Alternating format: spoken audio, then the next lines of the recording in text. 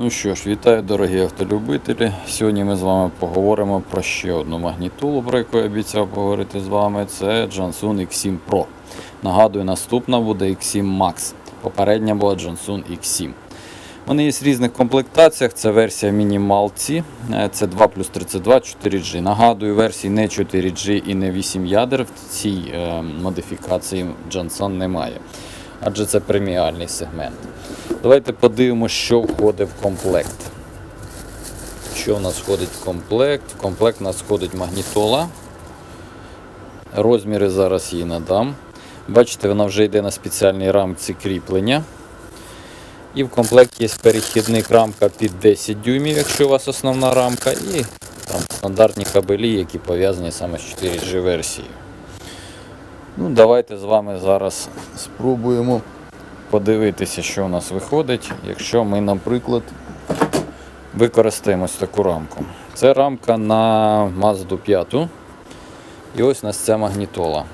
Уже бачите, от розмір стандартний 9-дюймовий. І ось задня частина. Якщо я, наприклад, її отак змонтую, ось вона заходить сюди. Так.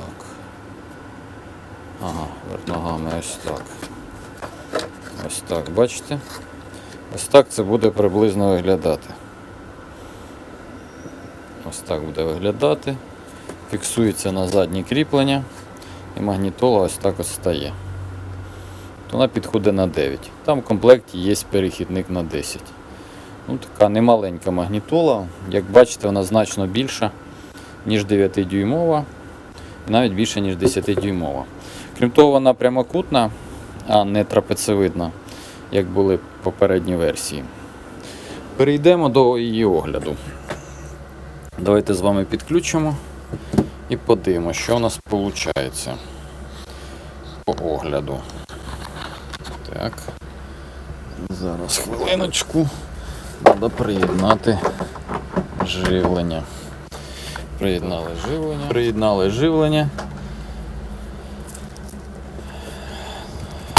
Одразу подивимося по задній частині. На задній частині у нас є два виходи під 4G один, другий під GPS, але вже передбачений під Wi-Fi 5G.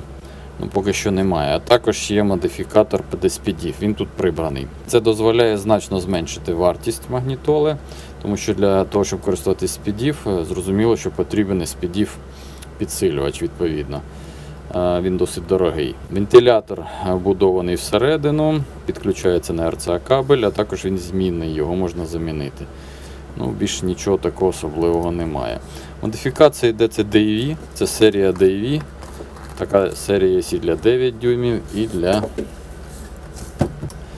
10 дюймів. Так.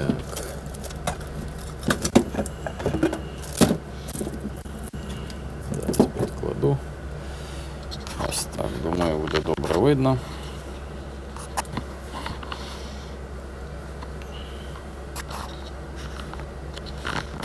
І ще раз таку магнітолу можна ставити на будь-який 9-дюймову рамку або 10-дюймову. Головне, щоб вона розміщувалась добре.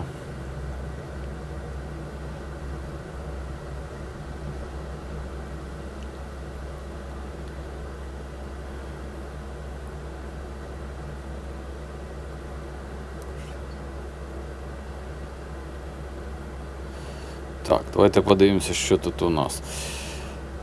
Абсолютно схоже меню, як і з попереднім версією. Можна обрати мову. Налаштування. Обираємо мову. Personal. Language.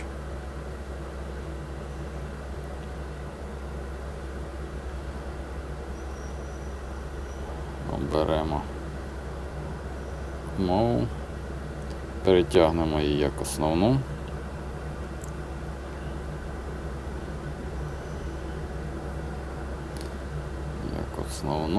І повернемось. Ось стандартне меню, як було і в попередній версії. Із функцій, з яких є DSP. Вже про нього розповідали. Тут великий повноцінний DSP. Керування вентилятором. До речі, якщо видалити цю програму, повернути її назад буде важко. Але тут керування вентилятором, бачите, воно таке більш крутіше, ніж в попередніх версіях це було. Прикольно. Так, що тут у нас є? Johnson Security, Spotify, вбудований Wise. Думаю, більшість програм, які тут є, вони не є. Да, ось, будь ласка, є вибор тем. До речі, теми можна міняти, але краще цього не робити. Так, як вийти? Ага. Дивіться, кнопочки розміщені тут, але їх можна зробити зліва, справа, зверху, збоку, але тут вони знизу розміщені. Це вже в налаштуваннях робиться. Знову зайдемо в налаштування, подивимося, що тут у нас є в налаштуваннях. По дисплею режим яскравості, режим теми, налаштування звуку. Це для роботи змішування в навігації, фонової і тому подібне. Загальні час сну. Тобто є прекрасна функція, яка подобається багатьом. Тобто магнітола не вимикається деякий час. Освітлення можна зробити насильно, а можна з фарами, але тут немає цього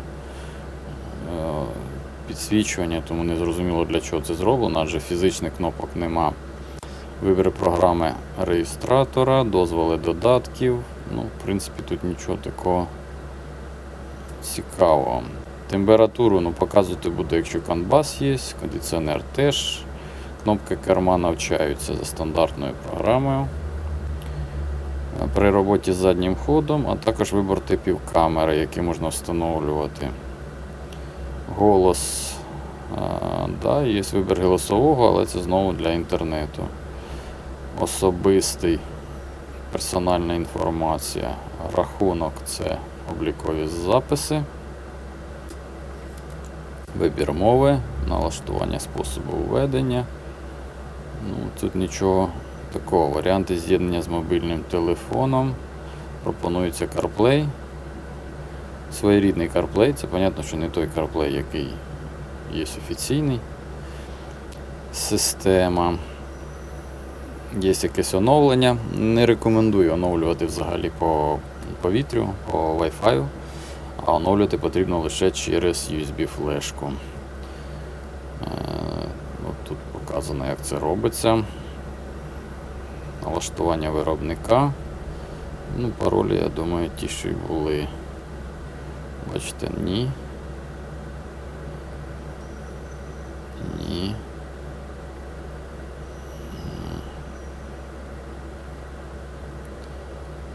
Ні.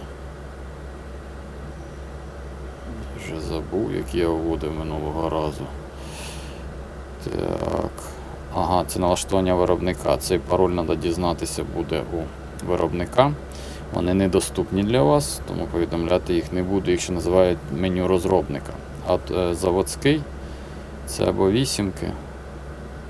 Да, це вісімки. Ну, може бути ще різні комбінації. Цікаво. Чи є різні комбінації? 1, 2, 3, 4, 5, 6. Так, бачите, 1, 2, 3, 4, 5, 6 або 4 вісімки. Що тут є у нас? Вибор для CAN bus, інформація про налаштування, панельні клавіші. Це навчання, баланс звукових каналів більш розширений. Оновлення ключа. Так, резервний режим параметрів екрану. Інженерний режим. Ось, до речі, тут доступ до досить серйозного інженерного режиму. Якщо хто розуміється, що таке робота в режимі інженерному Android, то тут вона є. Тут можна збільшувати роботу мікрофона і тому подібне, що не можна було робити в попередніх версіях. Налаштовувати мережі, але тут треба робити тим, хто це вміє робити. Можна змінювати імей. Це потрібно для різних країн, щоб використовувати. Якщо раніше ця магнітола була виключно для конкретного регіону, то тепер можна в будь-яку країну, тільки треба змінити MA, а також деяких SID. Налаштування каналу 5G, але тут очевидно, що його немає. Хоча можливо, підтримка 4G, тут 5G насправді, мабуть, так воно є. Ну, лого, понятно, що немає, його треба сюди закидувати, вже про це розповідали не один раз. Сенсорні кнопки області, це перенавчання оцих кнопок. Регулювання поточного підсвічування. Пароль треба відповідний. Знову багато паролей. В принципі, я маю до них доступ, але повідомляти їх не буду. Адже дуже багато людей починає туди залазити. Тому будь-які паролі, влазування туди, в ті меню, які важко потім відновити, це ваша особиста дія. Якщо ви цей пароль отримали і поламали вашу магнітолу, то, будь ласка, я не хочу потім нести відповідальність за це. Тому ті паролі надавати не буду. Ну, крім того, сам Джонсан їх забороняє надавати і робить попередження. Так, дозволяється зайти в заводське все. Меню розробника, все останнє, то закрите меню, яким має користуватись професіонал. Лізти там звичайній людині нічого. Ну і про сам прилад. Це стандартний, як всі говорили, перевірений, класичний TS-18. Нічого нового тут і не може бути, адже існують версії на такому і є на Snapdragon.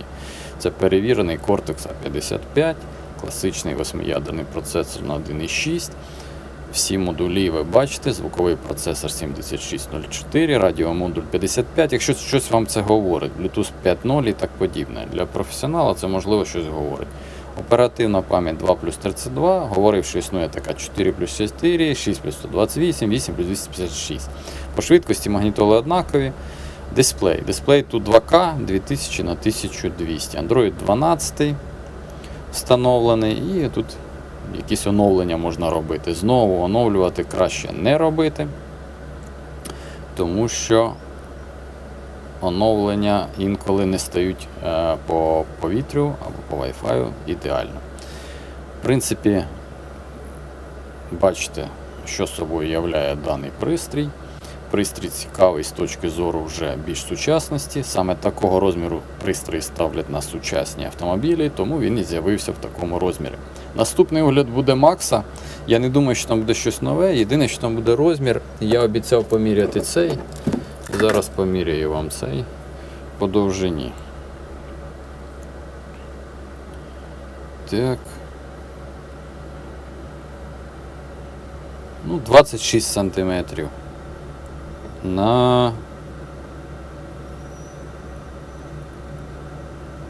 17. 26 на 17. От розмір самого екрану даної моделі. До зустрічі, бережіть себе.